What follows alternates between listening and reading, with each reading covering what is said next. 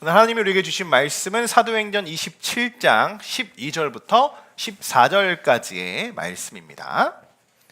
우리 한 목소리로 말씀을 봉독하겠습니다. 그 항구가 겨울을 지내기에 불편하므로 거기서 떠나 아무쪼록 베닉스에 가서 겨울을 지내자 하는 자가 더 많으니 베닉스는 그레데 항구라. 한쪽은 서남을 한쪽은 서북을 향하였더라. 남풍이 순하게 불매 그들이 뜻을 이룬 줄 알고 닻을 감아 그레데 해변을 끼고 항해하더니 얼마 안 되어 섬 가운데로부터 유라굴로라는 광풍이 크게 일어나니. 아멘. 자, 오늘 제목은 그들이 뜻을 이룬 줄 알고 라는 제목입니다. 지난 시간에 바울이 가이사랴를 떠나서 무라시에서 알렉산드리아라는 배를 갈아타고 로마로 이제 출발을 하게 되었습니다. 그러나 출발한 지 얼마 되지 않아서 배가 앞으로 나아갈 수 없을 정도로 맞은편에서 강풍이 불어왔었죠. 그래서 그들이 항로를 틀었습니다. 해안으로 항로를 틀어서 해안을 바람막이로 삼아서 그것도 간신히 그레데라는 섬에 있는 그 미항이라는 항구에 도착을 하게 됩니다. 이 미항이라는 항구는요, 그레데 섬의 가장 남쪽에 위치한 곳인데요. 알렉산드리아 배는요 굉장히 크죠. 큰 배라고 말씀을 드렸죠. 이곳에 이제 도착을 하긴 했으나 이 미항은 아주 작은 항구였습니다. 작은 항구였기 때문에 큰 배가 입항하여서 오랜 시간 머물기에는 무리가 있었다라는 것이죠.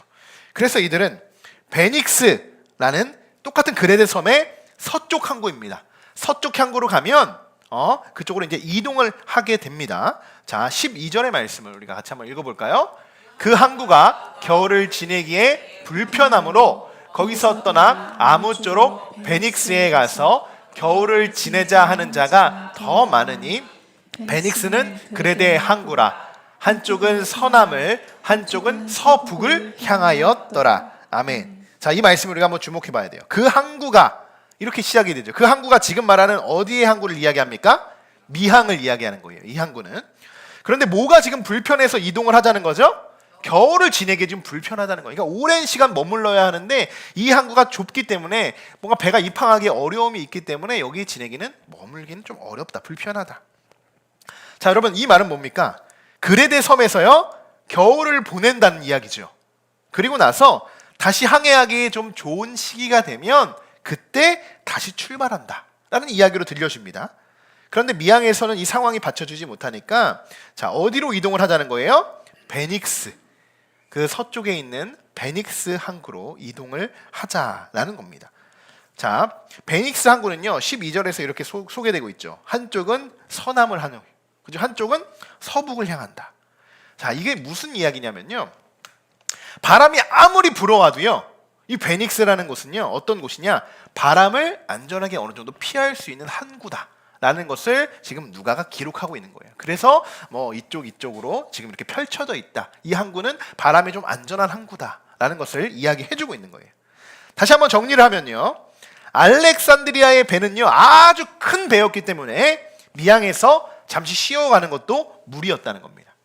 그래서 그들은 서쪽에 있는 좀 겨울을 지낼 만할 수 있는 베닉스라는 항구로 옮겨서 거기서 겨울을 지냅시다. 그리고 나서 다시 기상이 좋아지면 그때 우리가 다시 로마로 떠납시다 라는 계획을 가지고 있었다라는 거죠. 자, 여러분, 퀴즈입니다. 알렉산드리아의 배가요 그러면 미항을 떠나서 서쪽에 있는 베닉스까지 무사히 도착했을까요? 도착하지 못했을까요? 궁금하시죠, 여러분?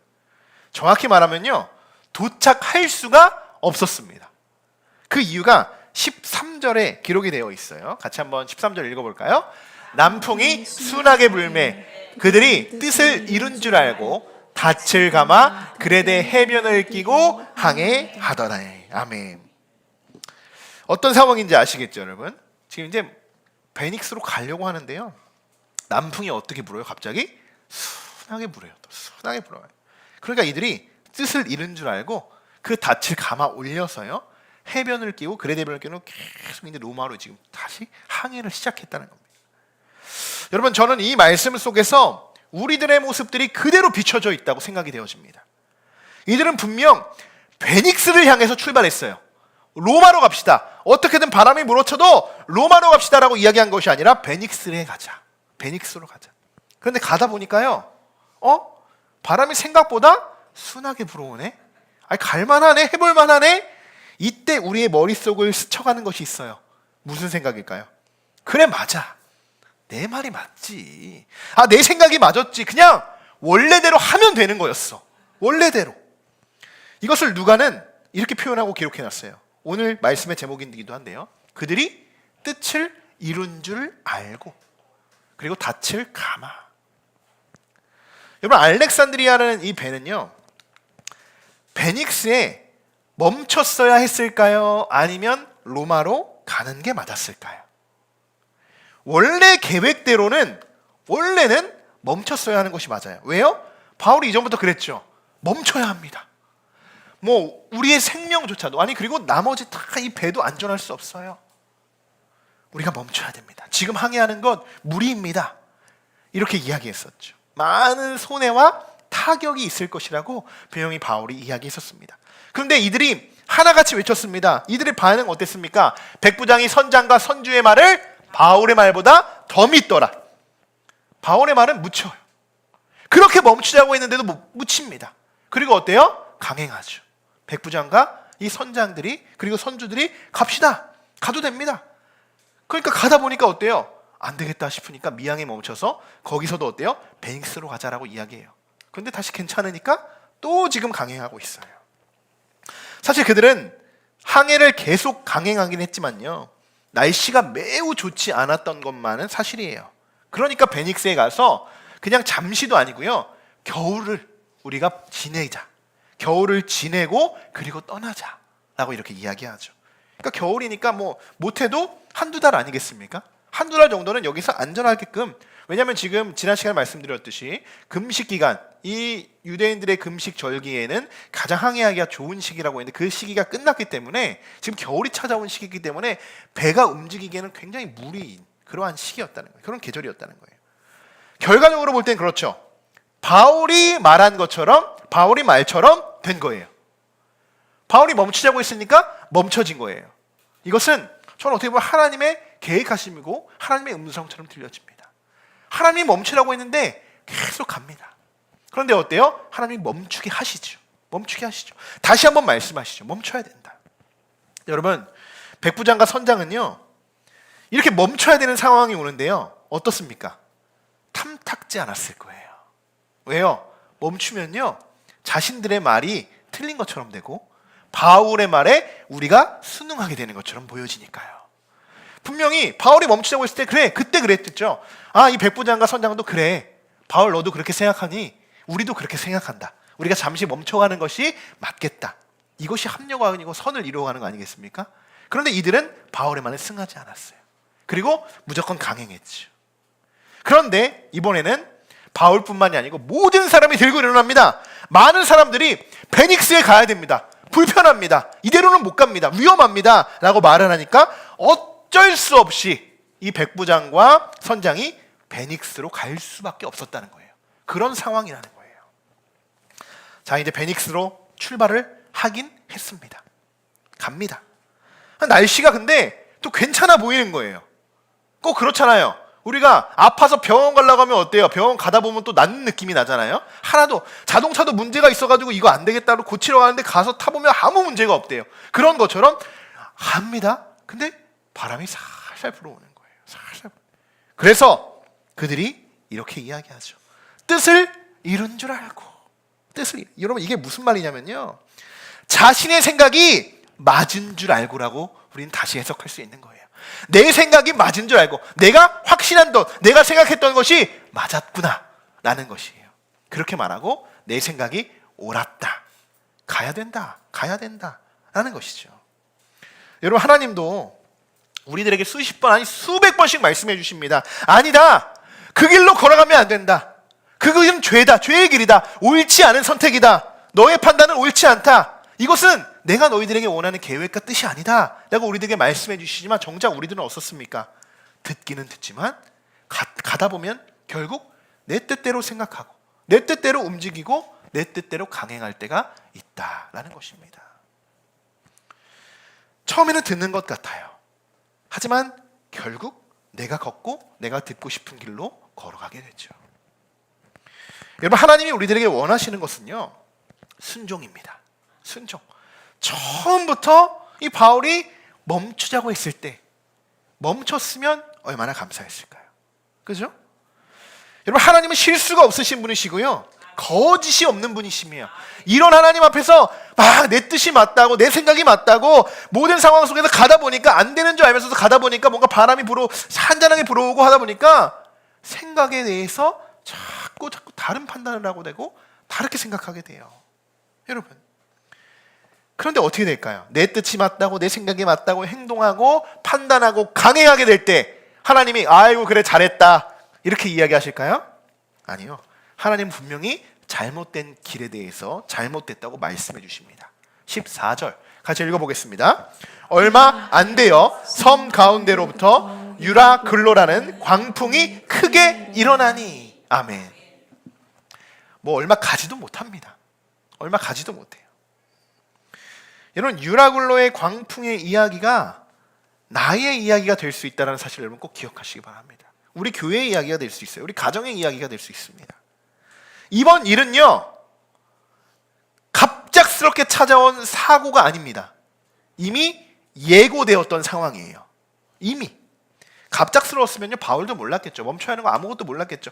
잔잔한 바다에서 갑자기 우리 홍해 바다가 갈라듯이 막 그렇게 파도가 벽을 만들어지는 뭔가 놀라운 기적이 일어나면 이건 뭔가 다른 상황이지만 지금 그런 상황이 아니에요. 이미 기상이 좋지 않았어요. 이미 멈춰야 하는 것을 알았어요. 그런데도 갔습니다.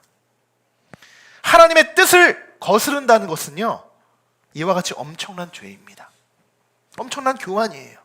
또 잘못된 생각과 판단을요, 끝까지 굽히지 않고 강행하는 것, 굉장히 교만한 생각이라는 것입니다. 굉장히. 근데 여러분, 제가 또 이렇게 말씀드리니까 모든 상황 속에서 365일 모든 일에 하나님이 원하시는 대로, 하나님의 뜻대로 우리가 무조건 지켜 행할 수 있을까요? 무조건? 물론 그러면 좋겠죠. 그러면 좋겠지만 하나님은 우리의 또 연약함도 인정해 주시고 여러분 기다려 주십니다. 기다려 주십니다. 우리가 살아가면서 잠시 하나님의 올바른 생각, 하나님이 주시는 지혜들 다 벗어나서 때로는 나의 생각대로 생각하고 그 길을 걸어갈 때도 있어요. 잠시 교만할 때도 있습니다. 잠시. 또 그럼 내 생각과 내 방법대로 판단하고 그렇게 살아갈 때도 있어요. 그것이 맞다고 착각하면서 살아갈 때도 있습니다. 그러나 빨리 하나님의 뜻을 깨닫고 회개하고 돌이키는 것이 여러분 축복의 삶입니다. 그것을 돌이킬 수 있는가, 돌이킬 수 없는가가 그리스도인인가, 그리스도인이 아닌가를 비춰주고 있는 거예요. 사랑하는 성도 여러분, 사람의 말보다, 사람의 생각보다 하나님의 말씀을, 하나님의 계획과 그분의 뜻에 더욱 순종하는 우리 모두가 되시기를 주님의 이름으로 간절히 축원합니다.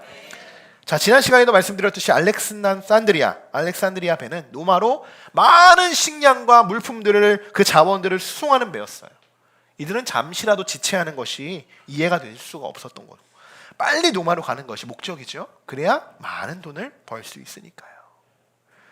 아무도 가지 않으려고 했을 겁니다. 아마도 기상악화로 해서 지금 배가 갈 수 없는 상황이니까. 그런데 정말 여러분 그럴까요?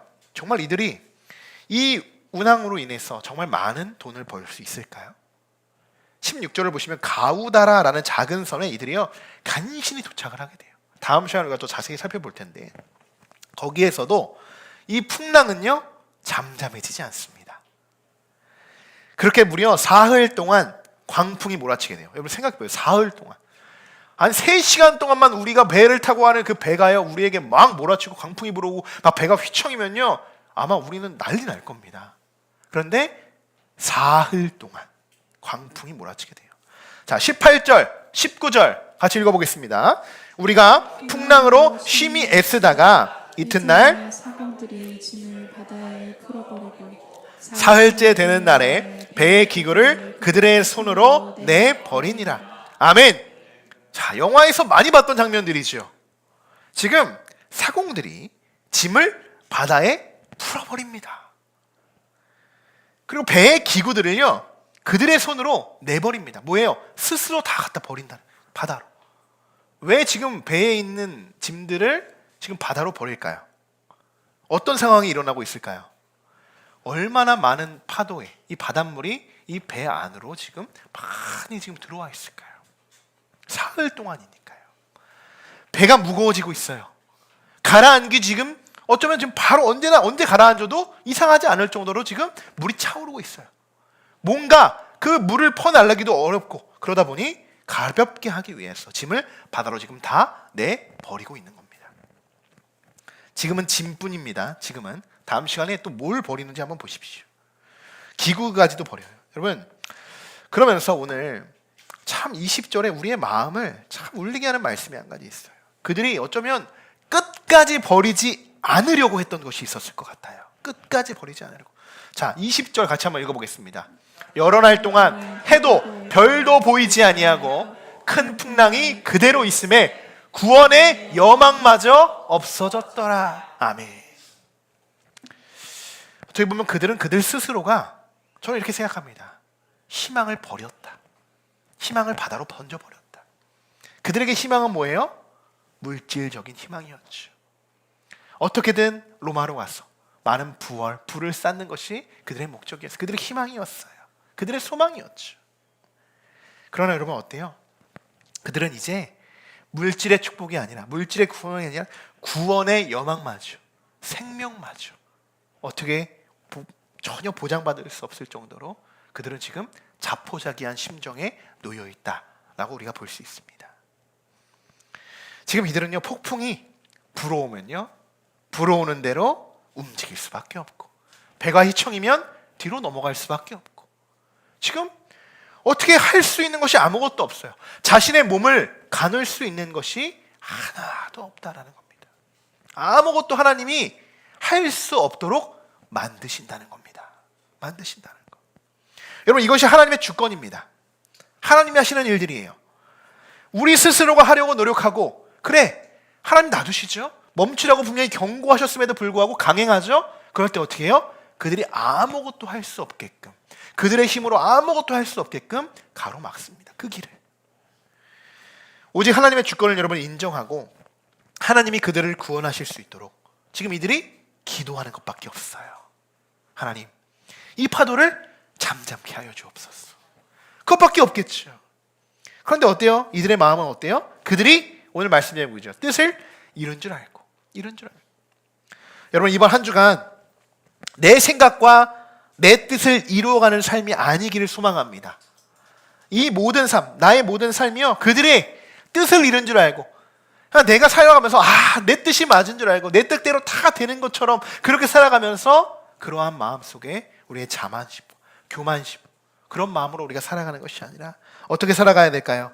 하나하나의 하나님이 주시는 말씀에서 주시는 그 메시지들을 발견하시고요, 하나님의 뜻을 발견하시고요, 하나님이 말씀하신 대로 그 말씀에 순종하면서 하나님의 나라를 이루어 가시길 주님의 이름으로 간절히 축원합니다.